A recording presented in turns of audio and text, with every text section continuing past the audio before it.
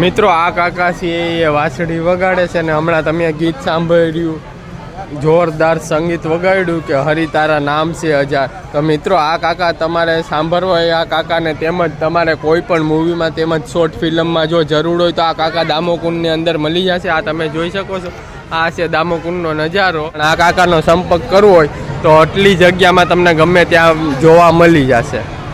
તો આ કાકા માટે એક લાઈક ને એક શેર જરૂરથી કરજો.